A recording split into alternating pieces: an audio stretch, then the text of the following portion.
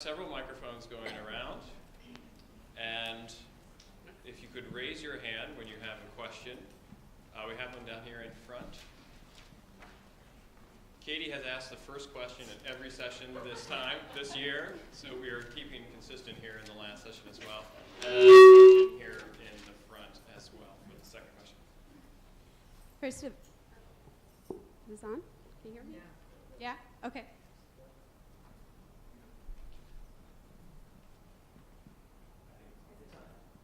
Okay. First of all, thank you very much for all of your comments this evening. This question is focused towards Dr. Marshall, but I am interested to hear everybody's opinion on it. You've all talked a lot tonight about large institutions that are making changes and worldwide trends that are happening, and this has been very interesting and very important. But I'm also kind of interested to hear maybe advice that you would have for what individuals in this room can do right now, this week, throughout our lives. Most of us are not going to have the opportunities that you've had to make the differences that you're making, but we would like to do something, and I'm kind of curious as to suggestions that you would have as to what we can do to help with these goals.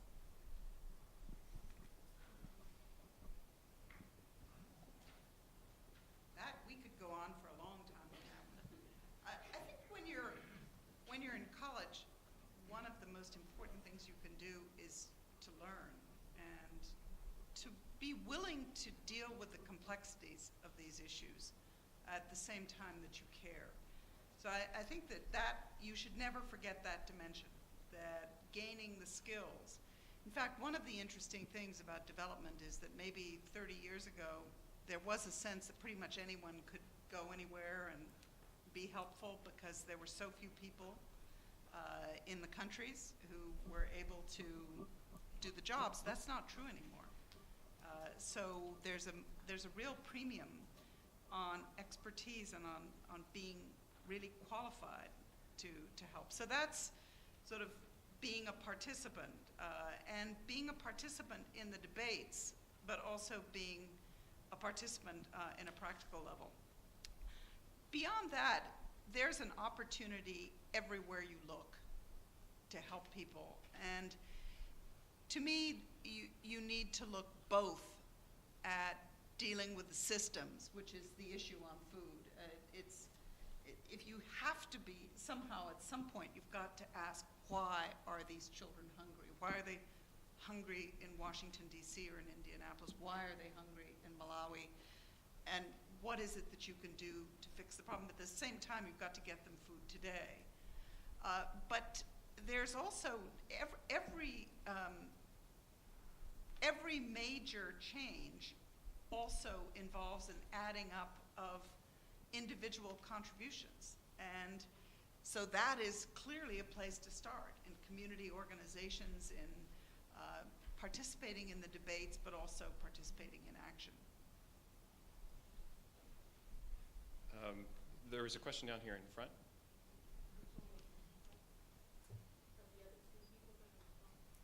If you want to respond. Yes. I don't need to.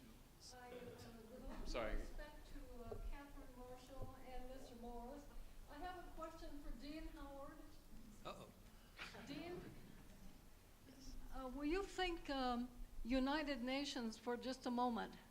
United Nations. Before the term World Heritage Site goes out of style, there's a title called World Heritage Site. We used to talk about those, and it looks to me that in the world there are two places that are natural World Heritage Sites that would include church, people that are religious, and people who are visiting religious areas. One is Jerusalem, which is a World Heritage Site, and the other, I think, is the Dalai Lama's home. Tibet?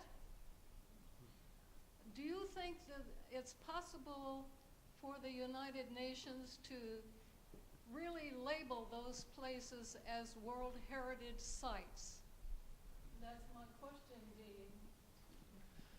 Well, I'm not familiar with the terminology nor the United Nations role in giving such designations, but certainly all organizations have a right to, argue for labels. I'm not entirely sure I understand what the implications are of that particular label. So it's difficult for me to say, does the UN have a right to do that or not? As a sociology problem. Well, in terms of recognizing the importance and the social significance of places like Jerusalem or Mecca or Tibet, certainly the United Nations can be an advocate for recognizing that in many cultures these are sacred places and that people ought to have access to them, and it ought to be places of peace and places where we try to avoid the types of conflict that destroy development. Yes. Yeah. Okay. Any of the other panelists want to respond to that one before we move on to the next? No? Okay. Emily? Okay, I don't know if this works. Okay. So what a lot we've been talking about is we need to allow faith institutions to join together with secular institutions to accomplish more of our goals. How do you know that if you're allotting money or aid to these faith institutions that are not doing it to win converts, but they're doing it out of the goodness of your heart? And Dr. Marshall, in one of your papers you wrote, you questioned this, but I think from a very secularist point of view that a lot of secular-minded people are afraid that these faith institutions aren't doing it because they want to, because they're doing it because they're trying to win converts. So how would you address that problem from a very secularist point of view? Trying to convince seculars that it's okay to give aid to faith institutions. I want to be sure you get a voice here, but in the humanitarian aid world, in other words, when you're in a crisis, an Aceh floods, a post-war, there's a very clear consensus, and there are standards and covenants that are legally binding that say that you should not link the aid that you're giving in any way to any kind of religious conditionality. So you hear, we talk to people with all kinds of different motivations and backgrounds, and that is a very strong consensus, and it is also a matter of international law. There are people who feel that that is artificial, that the spiritual needs are as important as the physical needs, and that you can't draw those kinds of lines. It's a tiny minority, and it's a very live issue in the world today, because I think yesterday we heard that CRS was kicked out of Darfur on the accusation that there were Bibles in the camps that they were running, and the people, which is, I'm 99.9% sure that CRS was not distributing because they believe so strongly in this wall of separation. They believe that it is immoral as well as illegal to have any kind of condition on the help that you provide to people who are in desperate conditions. So you have this situation of a very small minority of people whose sincere and deep belief is a different order of priority, but also that you can't separate them. The issue when it comes to development is more complicated because development is very long term. It's about change. It's somewhat more difficult. So, for example, you were talking about the example of Compassion International, which is a wonderful organization that does fantastic work with children. They work with churches in developing countries. So it's perfectly natural that they will have an element of religion. But Compassion has made a conscious decision not to accept public funds because they do not want to put themselves into a situation of ambiguity. And there are a number of other organizations that are in that category. The question you're asking is a really, apart from the merits, the legality and the morality of it, is the issue of perception is huge. That there, in many organizations and among many people, they question the motivation of everyone because of the actions of a few, or because of their own prejudices. In our work in Cambodia, we just heard again and again from Christians, from Buddhists, from Muslims, that some of the aggressive evangelizers were destroying the work that they were doing. And that's the practical side, the frustration that comes with the perception and the minority reality. Other panelists want to respond? I have a huge amount of experience working with World Vision, the Heifer Project, Catholic Relief, and they do not evangelize. They're there to do the humanitarian work, and I think most of them, now there would be some that Katherine mentions that would be there to evangelize, but they state that up front. But most of the you can have confidence in the substantial NGOs that are faith-based that you would be aware of, that they will honor their obligation. Now, clearly, if Catholic Relief is there feeding children in school, they need not say anything. There is there is a witness of the Catholic Church being there doing this. But just an extension of your question, our own country, I was very proud of our country in the way we separate, by and large, the political from the humanitarian, where we had enormous differences with the Palestinian PLO, let's say, but the United States government was still the largest supplier of money to feed people. The same in North Korea. So it's important to keep the separation. And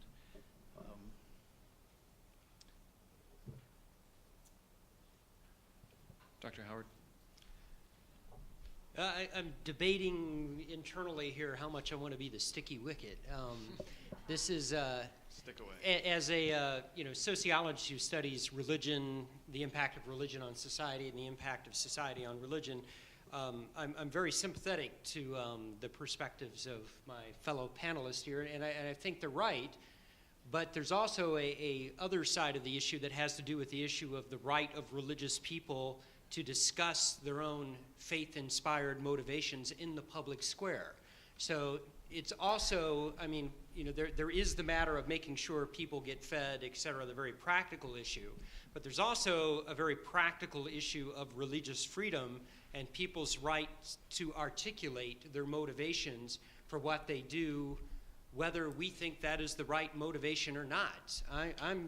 And I don't think this is what either James or Katherine is trying to say, but if you carry that argument too far, you get to the point where you're saying you're not allowed to talk about your faith-inspired motives. And as a sociologist who's read a lot about the kind of the cultural wars and the debate about what is the proper role of religion in the public square, I worry about others perhaps taking that argument too far and trying to silence people's, what I think is their right to freedom of religion and to express their motivations. I had an incredible experience around this set of issues in Zimbabwe. For 5 years, I was the Secretary General's Special Envoy for Southern Africa. And Zimbabwe was among the countries where I had some responsibility. And the World Food Program needed to provide food for 5.5 million people in Zimbabwe, a little more than 40% of the population. And we did not want to distribute the food through the Mugabe government. I met with him 9 times while I was in office. And I would say to him that we have no tolerance, no interest whatsoever in distributing food through your government or having your government or your political buddies tell us where we can work or can't work. But he had the authority to allow NGOs, faith-based or otherwise, to exist there. And without NGOs, we could not have done our job. And so my deal with him was that the World Food Program was not there for political purposes. We were there for humanitarian purposes. And please, sir, give us 24 partners, regardless of their origin or their inclination, and we'll do our best to see that they don't interfere with your politics. We won't, and do we have a deal? I said, if we don't, we'll leave. And you know, the notion of having to walk away from 5.5 million starving people would have been a terrible thing. David? Hi. This is questions for Dr. Marshall. You mentioned tonight the importance of system thinking and addressing poverty with a system, with systems in mind. My question in particular is about global capitalism and what role that has in addressing poverty. One could take a side and say that global capitalism is the means in which the gap between the rich and the poor continues to grow. And I'm not going to take a side in that conversation, but I just want to hear about your experience and your view on how global capitalism can be a particular system to shrink that gap and equalize the playing field again. These are tough and interesting questions, and we could go on for a long time. Let's leave aside for a moment what we're talking about with global capitalism. But there is a fairly fierce debate, and in my experience of being at lots of interfaith meetings and dealing with people, it's one of what I view as the sort of unresolved issues. That if you take pretty much any of the macroeconomists, no matter where they work, including, I'm sure, World Food Program and everywhere else, there's one thing that they're going to say, and you're reading it in the newspapers here every day, that if you do not have economic growth, you do not have jobs, you do not have revenues to support social programs, you do not have money for schools, you do not have this. So economic growth is a sine qua non, and for many people it is priority number one, absolutely essential. Now, economists today and sociologists who look at economists and so on would also agree that we want sustainable, equitable, pro-poor growth. The problem with that is nobody's quite sure what that really means because it's complicated. It depends on different things. But the disagreement comes that there are a lot of very prophetic voices. And I would put my friend Swami Agnavesh in this category, but also a lot of fantastic bishops and so on, who basically say we've really got to rethink the world in a different way so that growth is not the way that it's going. So that you do not have the spending power and consumption being what drives jobs, what drives schools, what drives the quality of life, and who see greed both as a moral ill and as a tool of Western power, et cetera. So it's what I call a stuck dialogue, because the economists are clearly not listening to these people. In fact, you can watch their eyes glaze over and the blackberries come out as soon as you hear this kind of a conversation. But it is one that's fueling anger. And so it's a conversation that we need to have. And just as an example, I was at the World Parliament of Religions, and there was a group of people there who were dealing with the ecology and religion. And I was dealing with the Millennium Development Goals and poverty, and we were each so busy during this 10-day period. We ran 22 sessions. They ran 22 on poverty. And there was another group that was dealing with peace. But we finally got the sustainable development, the environment people together with the Millennium Development Goals, health, poverty, microcredit, jobs. And they couldn't speak to each other. I mean, the ecology people simply would not accept that growth was important. So I came away from that with a sense that given how important these two groups are, their moral voice and the very practical implications of what they're saying and that it matters, we need to try to have a better conversation. Now, just as another comment, you were mentioning inequality, and again, it's a very worrying issue. The inequality, the growing inequality in the United States is something that I find deeply troubling. The inequality in the world is simply not something that you can justify. But there are two problems. One is that the evidence of why inequality really matters is not very clear. In other words, the correlations don't completely jive. I mean, we know that South Africa, which is a champion inequality, faces major challenges because of the divide between rich and poor. But it's not as clear as we would like. And then secondly, we don't really know what to do about it because this is sort of the end of history, that the forced redistribution doesn't work. And there you have an interesting division between the United States and some other parts of the world, that in the United States, in general, there's more comfort with competition and with wealth. The sense that people who are rich really have earned it and that they deserve it, and that the Americans, because they're rich, have earned it and deserve it, and maybe you'll be rich someday. Maybe you'll win out. It's competition, but competition's a good thing. Competition in sports, competition in music produces excellence, produces innovation. So there's a whole set of attitudes that are part of the public consciousness.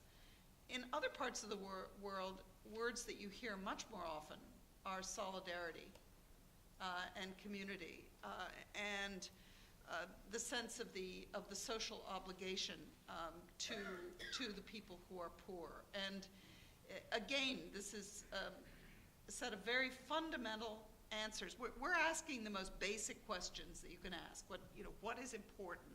What are the ethical consequences of it? What kind of world do we want to live in, and what can we do about it? And they're very difficult questions, and these are the ones you're touching on are some of the most important. Any other responses from the panelists? Okay, we have actually 4 hands in our queue. Oh, sorry, 6. And we have time at least for one of those questions, and the first in line was back here, and the next one will be Professor Valliere. Hello, I'm Charles McKim. I am glad to hear you bring up the ecology idea, because the resources of the world are rather static. There's only so much here, and the population is growing incredibly fast, and they all want to participate in using some of that material, starting with clean air and clean water. And they're willing to fight for it. that may not have a whole heck of a lot to do with religion at the moment, but that has a lot to do with an awful lot of stress and strain that's going on around the world, and will continue to get worse the more rapid population increases. That wasn't exactly a question. It's just a statement. I'm not expecting to go into a whole dissertation on that, but it's a feature that you ought to be keeping in mind. Do you want to respond, or should we get? Just make a couple of quick comments. The first one is that one of the dramatic changes in the world is the change in the population growth, and it is one of the areas where you've seen dramatic differences between what people were afraid of 20 years ago and what's actually happened. In other words, population growth rates have come down very sharply in not all of the world, particularly not in Africa, but that's a very hopeful trend. What I think we all are counting on the resource constraints is innovation and creativity, and that's got to be the answer. But moderation and greed is a real issue, and there's enough for everyone's needs, but not enough for everyone's greed, and how you reconcile that with this sort of almost mathematical force of world markets and businesses making profits and trying to sell. These are, I think, one of the arguments we're making is that these are very tough issues. They're very complex. They need study, they need research, they need thoughtful dialogue. I guess they also need heated political discussions, but they need thoughtful dialogue more than anything else. And we need to find better solutions. As a sociologist, I would just add there's also a correlation between economic development and birth rates. As countries grow economically and become more prosperous, birth rates tend to go down. So if you want to control rapid population growth rates, development is a very significant way of doing it. Mr. Morse, anything to add? Okay. All right, Professor Valliere has the microphone. We have only a few more minutes, so I ask that the question will be brief and the response is brief, and then hopefully we'll get in one more question that has been waiting for a while. This is for James Morris, but perhaps the other two panelists would want to comment on it. You shared an incredible statistic. I can't remember it exactly in your talk, but there's something about a generation ago, the World Food Program dedicated about 80% of its resources to development and 20% to relief, and now it's the opposite? That's correct. And I guess the question is, are we headed in the right direction? That's a disturbing figure, and maybe some final comments on the direction in which both development and relief efforts are currently oriented would be appropriate from the panel.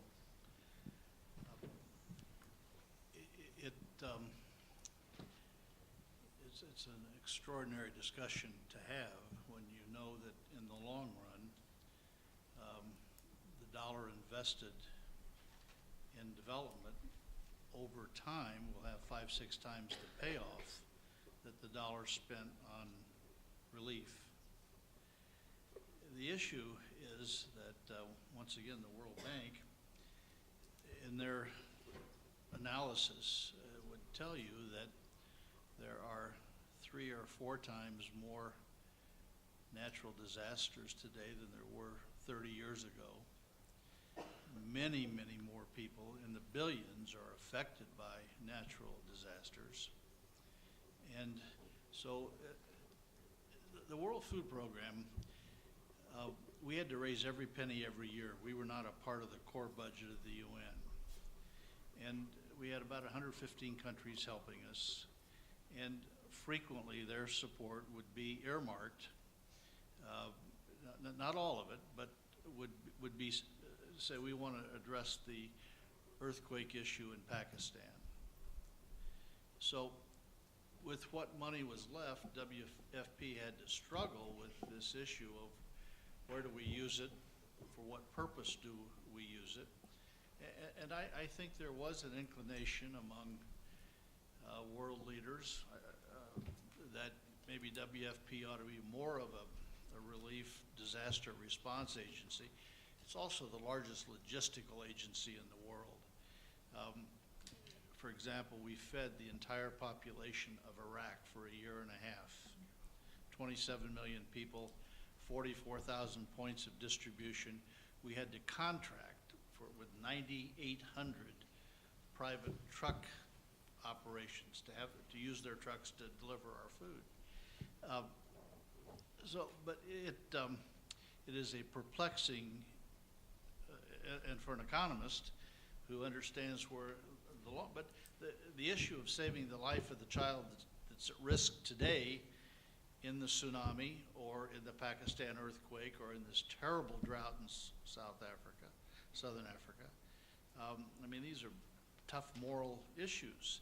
Now, often the funders make that decision for you, but that's an accurate, that number is correct. All right, we have one final question. My question is for Professor Howard. Now, Dr. Marshall had mentioned in his speech that she believes the eradication of poverty is possible.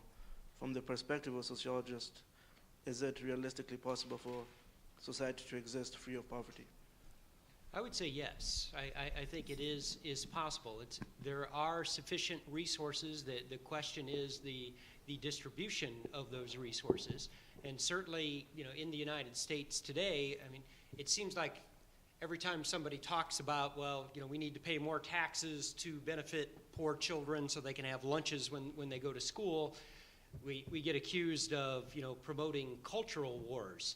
But at the same time, wealth and income in the United States is being redistributed with a higher and higher percentage of both going to the wealthiest 10% and even the wealthiest 1% of the U.S. population. I think that also is a cultural war or a class war. So I do believe that it is possible to eliminate poverty. I don't think it'll be easy. I don't think it'll happen without a lot of contention, but I do believe it can be done. Just a comment. It's interesting, the last presidential debate, this issue of international development, of the Millennium Development Goals were never mentioned in the last presidential campaign, to the best of my knowledge. And yet, if you polled here in Indianapolis, let's say, just the average Democrat voter and the average Republican voter, between 70 and 80% of both are in favor of investments in these kinds of international humanitarian programs. They want to have some confidence that the money's going to be well spent and not wasted. But there is a huge disconnect between the national political dialogue and the heart of the average Republican or Democrat voter. And by the way, there's not much difference between the two parties when they poll on this issue. To answer your question about eliminating poverty once and for all, I would beg your help here in Indianapolis to be focused over the next 2 or 3 years on this issue of child hunger in our community. We have an opportunity to do something really remarkable. Elanco, the Animal Health Division of Eli Lilly and Company, has said we're going to reduce hunger, 150,000 families around the world, primarily in Indonesia and Zambia. But they've also said we're going to really be focused on addressing the child hunger issue in our own city. The Gleaners Food Bank, for example, would provide food for 180,000 people in the 21-county area, half of them children. To the question of the structural issue, clearly, if every child who was eligible for food stamps, for the women, infant, child nutrition program, for school lunches and school breakfasts, and if we had the gap-filling program to see that kids who have school lunches during the year had school lunches during the summer and had food on the weekend, we could eliminate child hunger in our community. This story in the paper about the number of teachers going into their own pockets to pay to feed kids in their classroom. This is an outrage as a community, and I'd like for us, as people of faith, but people just with a humanitarian's heart, to really be focused on the structural issues here. And we could make a statement that would, I've always felt that the finest reputation Indianapolis could have would be that city that cared about its kids more than most places. And we have quite an opportunity here. Everybody comes to a program with a speech they want to make, and I just made mine.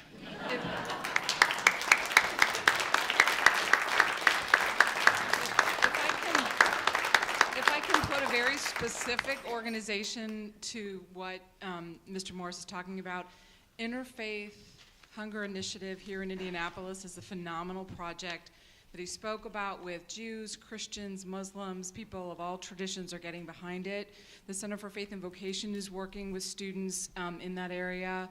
For example, the Hillel at Butler packs food every couple of weeks at an IPS elementary school that social workers give backpacks to children so they have food to eat over the weekend. So we've got students on our campus doing the work. I'm seeing lots of heads nodding because your congregations are involved. So Interfaith Hunger Initiative, and Jim Morris is very much involved in it. Could we please thank all of our speakers and Dr. Bauman one more time.